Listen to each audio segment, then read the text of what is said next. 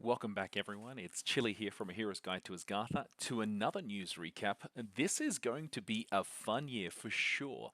So, Altered has announced the new board game arena formats that they teased in December, which is No-Unique and Singleton, and they're going to take us through what is now live, what you can and cannot do. Let's go through the article and have a look together.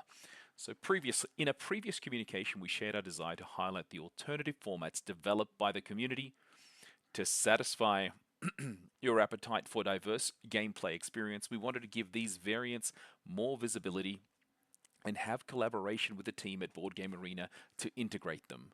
We are therefore pleased to announce that the No-Unique and Singleton modes are now available in the deck building section of the Altered website, as well as on Board Game Arena. So if you are actually creating a deck, you can actually choose the format that you want, whether it's No-Unique, whether it's standard, or whether it's Singleton. One piece of advice though is if you have a deck already built in this format, unfortunately, it won't work if a tournament is organized under the Singleton or the No-Unique banner. You need to actually start a whole new deck. You have to start from scratch. There's no copy and paste available right now. Maybe that's something they'll add in the future, but you can actually go in and select your deck, and that way we're not going to have the problem, or at least when I've run No-Unique tournaments, we're not going to have the problem of someone accidentally picking a deck that is not actually fit for purpose for the format. It won't allow you to select those decks, but the tournament must also have been rolled out or announced after this announcement. So everything that we did previously still is the old standard format. So the ones that I'll run over the next week, the people, same as some of my colleagues doing the No-Uniques and probably the Singleton stuff as well. If the tournament has already been set up, it is set up as standard. Unfortunately, the decks that people have are not going to work. I will make sure that going from next week onwards, anyone that is adding a new deck, they can actually select this. So just bear in mind that some tournaments you may have to actually build the deck twice for these competitive tournaments that are both Singleton and No-Unique, just in case you have built it in the wrong format. So I suggest that you build it in both the No-Unique/Singleton format as well as the standard for now, but give it a week or two and we should all be hunky-dory. Everything should be working properly. So you can start, let's continue this so you can start designing your decks today by following the specific instruction rules for each format and test your strategies on Board Game Arena. You'll find the detailed rules for each mode in the rest of this article. So No-Unique mode. Let's have a look at what they've done with No-Unique. Is it at all the same or different to what we've put in place in terms of the format that we've started on the No-Unique campaigns, as we call them, NUC?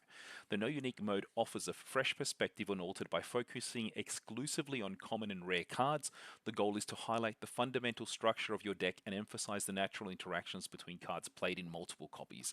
In this format, the focus is on stability and consistency without the element of surprise brought by unique cards. Victory relies primarily on mastering your game plan and optimizing your core synergies.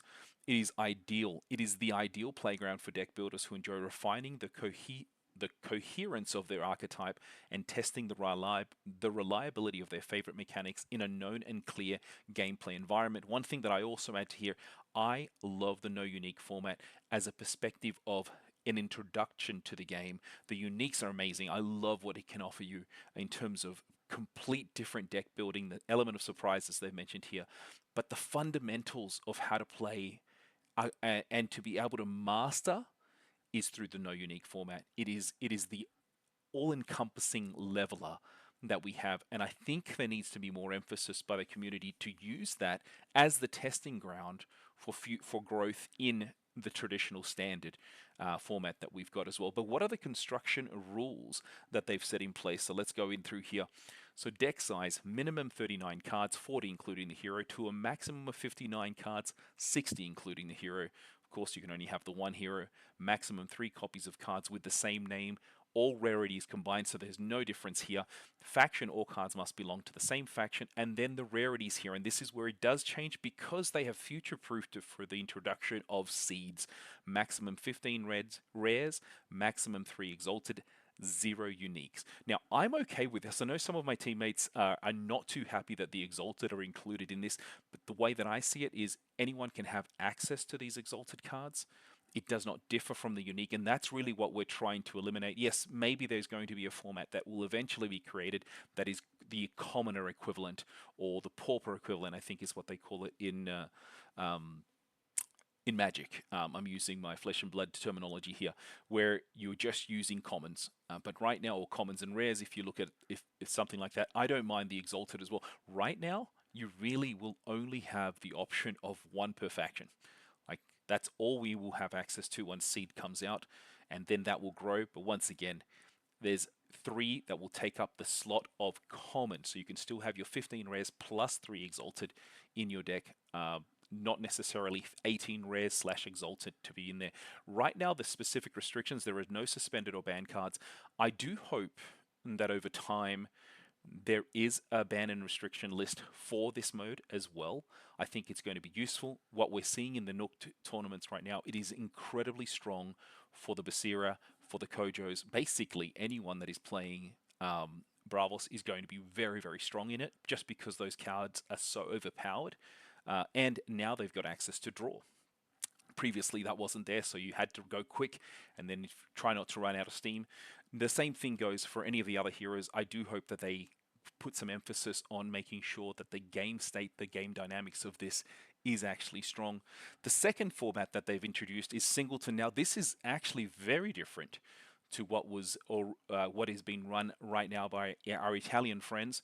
Now, is it better? Is it worse? I'm not sure. I've not played a Singleton game myself, but I have heard lots of people being buzzing about this option. The closest thing to a commander style, but there are some changes. But let's go through what they say. The Singleton mode invites deck builders to take on a stimulating creative challenge. Actually, I'm going to stop there for a second. I love how they talk to one about this just structure of NUC, the no-unique format, and the Singleton allowing you to be much more creative. Each card can only be present in a single copy for a given rarity. So this is where it changes from the way that people have played it to date, at least online in the way that it's been rolled out within your deck. This format transforms the way you approach Altered by celebrating diversity and creativity. By limiting card repetition, Singleton offers rich and constantly renewed games where unpredictability becomes a core mechanic. It is an experience where your ability to improvise and the knowledge of your entire card pool will make the difference. In addition to this new deck building experience, we're experimenting with a balancing tool where the hero you choose for your deck determines the number of uniques you're allowed to play with. We hope this feature will put the strongest heroes to the test and allow sideline heroes to shine. Okay? With Singleton, every match becomes a unique experience where you must triumph through your ability to resolve any situation you encounter. And I actually think that is so true with Singleton. Like, do you play the card now? Do you play it later? But there's a whole bunch of chance, but I'll also say strategy involved. It's a lot more of the back and forth, knowing that every player will only have access to one of those cards. But let's have a look at the construction rules that they've set in place for this format. Now, I don't know if all these things are set in stone, if there's going to be the ability of feedback from the community. I hope there is, so that we can structure this and make it better, not just this, but also in the no-unique format and any other format that ends up becoming something that the community wants. What Equinox has shown us with this article and with what they announced in December is that they're willing to listen and to make to provide support to formats that the community wants, that the community is playing on top of your standard constructed as well. All right, deck size minimum 59. So this is the first time that we've got a recognized format within the game that is above 39 cards. So 59 cards is the minimum, 60 including the hero, to a maximum of 79 cards, 80 including the hero. So there is going to be a lot of variance in your deck. And because it's lower amount of cards, like all the decks that look to deck out per se and recycle are not going to get a chance to do that very often, if at all. So one hero card copy is exactly one copy of each rarity for a card with the same name, with a total limit of 3 copies.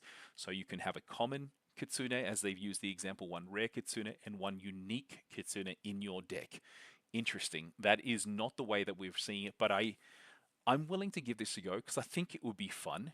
It'll be very interesting to see how it goes, and the feedback we have. I'll be talking to the team, our Italian friends, Quetz and the rest of the guys over there, just to see what their thoughts are on this, because it is very different to what they had rolled out previously, and whether or not they will choose to embrace it in their current tournaments that they've got. I'm assuming they have to, um, but I hope it is for the better, and I hope it's been done with some level of discussion with them.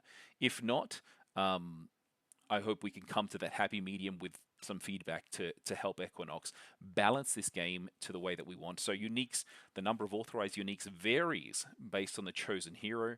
Faction, all cards must belong to the same faction, so there's no change there. Rarity is no restriction on the number of rares or exalted cards that you have. Interesting. Right now, um, you can only it's so no restriction on the number of rares or exalted cards. Okay, but still one of each are still available there, and no suspended or banned cards as we start this. I do hope, as I said earlier, this grows. Now this is where it is a head scratcher for me, but as I said, I am willing to test it.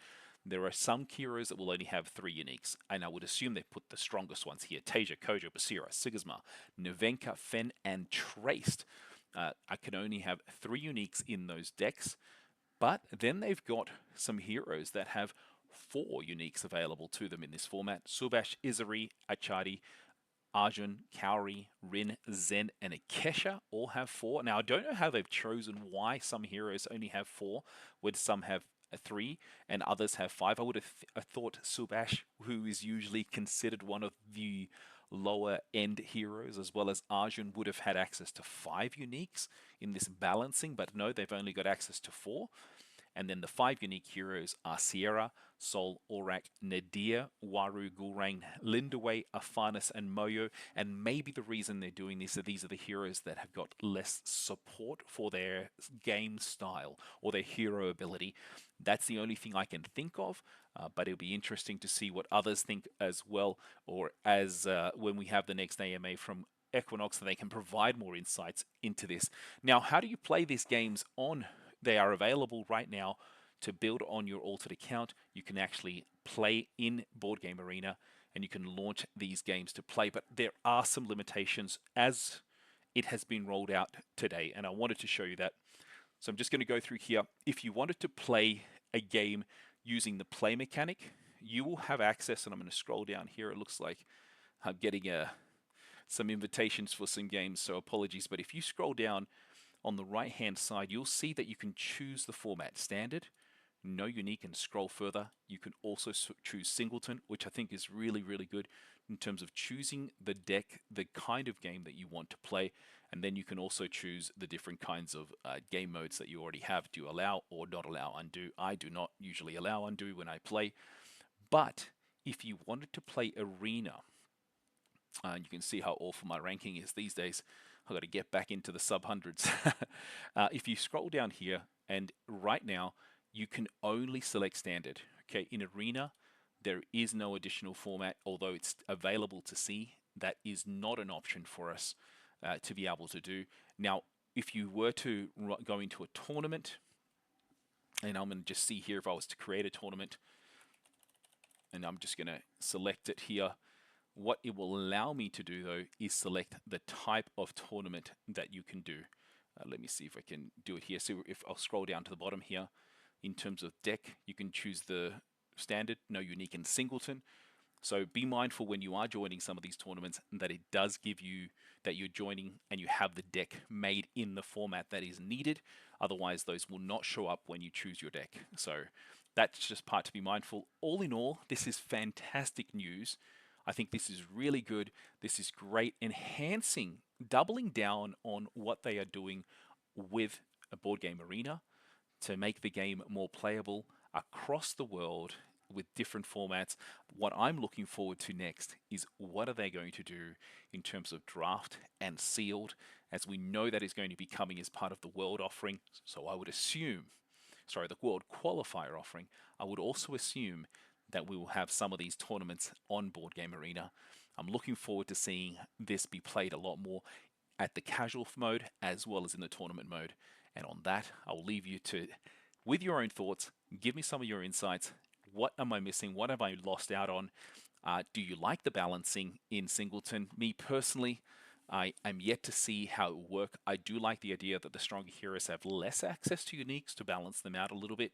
I don't know if they made the right choice between the 4s and 5s personally, but I cannot judge it until I start playing it. And I hope you guys also get a chance to play that and join us on our NUC tournaments around the globe. The coolest thing is a number of the NUC tournaments are also giving you the access to achieve the uniques. We do it on the rapid fire for NUC. We have it on the rapid fire for standard. You top 4 will actually get a chance of getting a slice of the 10 uniques that are on offer. First place gets 3, second place gets 3, 2 for third, and 2 for fourth. And that's because we run a 1-hour tournament, and then in that 1 hour, we only play 3 rounds under the rapid fire 20-minute round that we do through Hero's Guide to Asgartha. And we look forward to having you join us and also participating and getting a chance to get those uniques yourself. And on that, I'll bid you adieu. Hasta luego.